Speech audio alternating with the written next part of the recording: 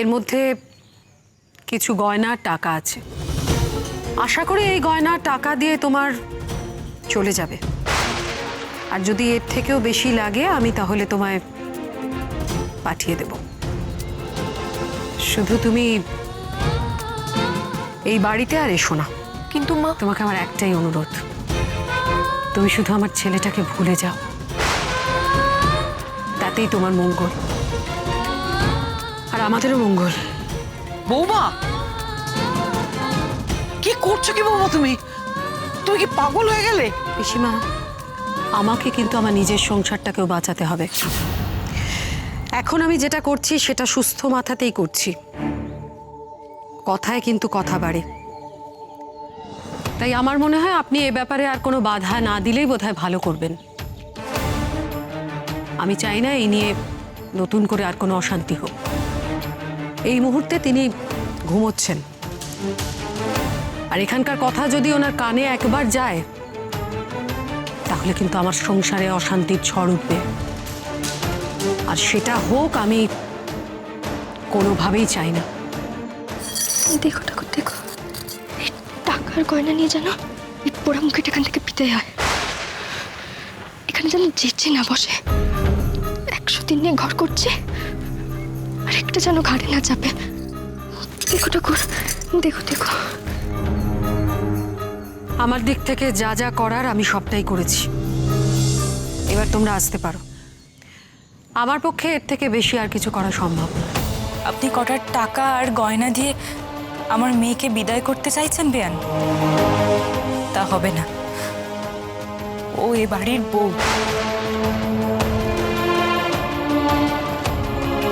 অপরাধ নেবেন না মা।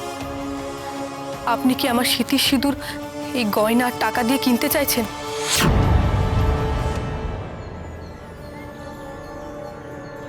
কিন্তু আমার স্বামীর দেওয়া এই স্মৃতির সিঁদুর আমার কাছে এতটাই অমূল্য, যেটা কোনো টাকা বা গয়না দিয়ে কিনতে পারবেন না। এই স্মৃতির সিঁদুরের কাছে এই গয়না টাকা সব তুচ্ছ মা। আপনি আমাকে ভুল ভেবেছেন।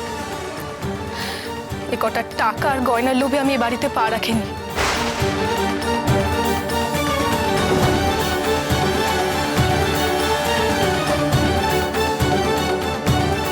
আমি এই বাড়িতে এসেছি এই বাড়ির বড় বউয়ের অধিকার চাইতে, টাকা বা গয়না চাইতে নয়।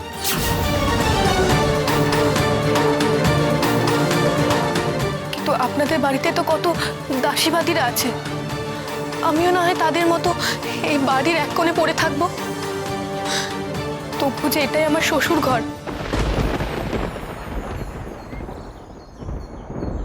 কিন্তু স্বামী আর শ্বশুর ঘরের অধিকার থেকে নিজেকে যে কিছুতেই বঞ্চিত রাখতে পারবো না।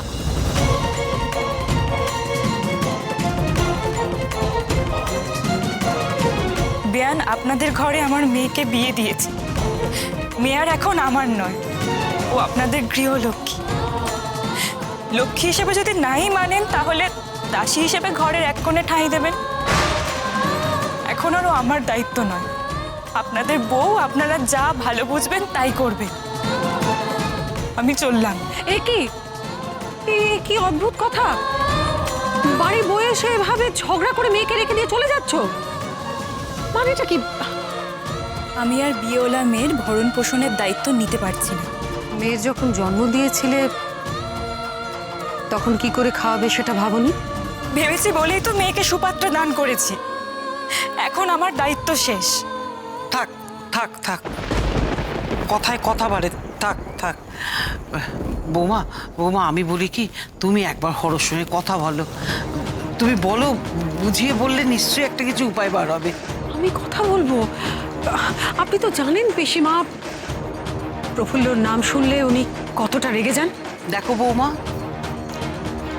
যদিও তুমি আমাকে এ ব্যাপারে কথা বলতে বারণ করেছো, কিন্তু এবাড়ির বয়োজ্যেষ্ঠ হিসেবে আমি একটা কথা বলতে বাধ্য হচ্ছি যে প্রফুল্লর এই চাওয়াটাকে তুমি ফেলে দিতে পারো না। এই যে এতদিন পরে মেয়েটা এসে যা চাইছে, তুমি কি তাকে অস্বীকার করতে পারো?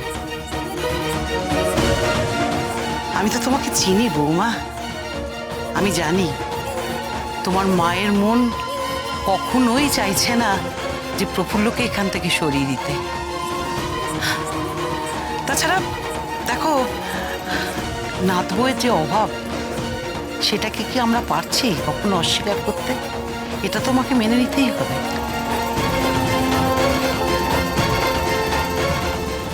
গেল যা, ভিখারির মেয়েটা দেখছি একদম ঠিক না। পিসি ঠাম্মাকে ঠিক বশ করে নিয়েছে, শাশুড়ি ঠাকুর ওকে তাড়াতে পারছে না, কিন্তু ইটুলির মতো লেগে থাকতে চাইছে। কিন্তু আমার নামও নয়নতারা। আমাকেই দেখছি যা করার করতে হবে। এই প্রফুল্ল মুখ পুরি যদি ডালে ডালে চলে, আমি চলি পাতায় পাতায়। বাবা মশাইয়ের কাঁচা ঘুমটা ভাঙিয়ে এই মুখপুরীর নামে বিষ ঢালতে হবে। তারপর দেখি কতক্ষণ টেকে এই বাড়িতে। কুলোর বাতাস দিয়ে যদি না বের করেছি, আমার নাম নয়নতারা না।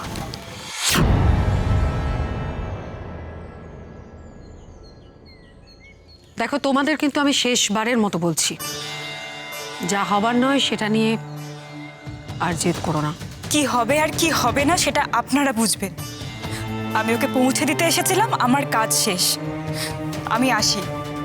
আপনাদের বউ আপনারা মারবেন কাটবেন সেটা আপনারা বুঝবেন।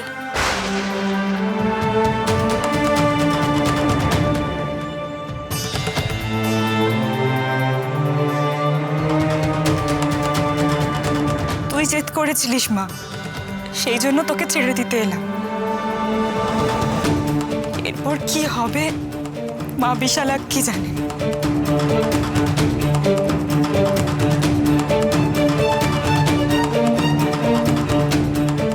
এ তো বেশ কাণ্ড, সত্যি সত্যি মা মেয়েকে রেখে দিয়ে এখানে চলে গেল। আমি কি করি এখন? শোনো, আমি আমি আমি বলছি, আমি বলি কি, একটু শান্ত হও। তুমি তুমি একটু হরর কাছে যাও, ওকে একটু বুঝিয়ে বলো। কিছু তো একটা উপায় বার করতে হবে। অগত্যা, আর তো কোনো উপায় নেই। সত্যি তুমি বাছা বেশ মেয়ে তো। বিশ্বাস করুন মা, স্বামীর ভিটেতে আশ্রয়টুকু ছাড়া আমার আর কিচ্ছু দাবি নেই। আপনারা যা বলবেন তাই শুনবো, যেমন রাখবেন তেমন থাকবো। শুধু আমায় তাড়িয়ে দেবেন না। আপনার দুটি পায়ে পড়ি মা, আমাকে তাড়িয়ে দেবেন না। আমাকে তাড়িয়ে দিলে যে আমার আর কোনো গতি নেই। আরে করো কি পা ছাড়ো।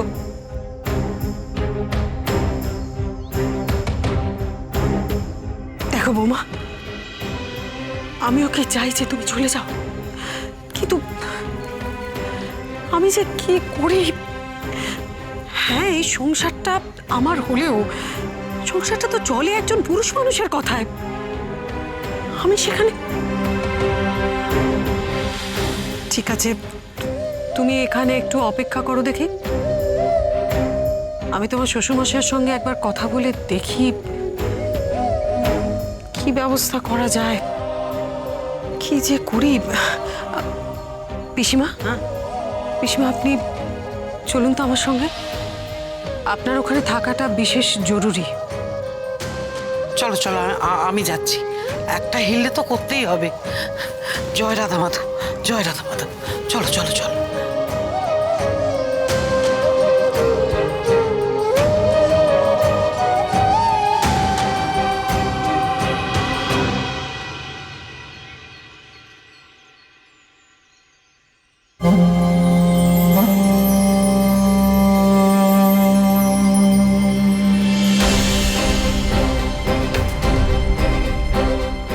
না না, এভাবে সরাসরি বাবা মশাইয়ের ঘুম ভাঙিয়ে কিছু বলা যাবে না।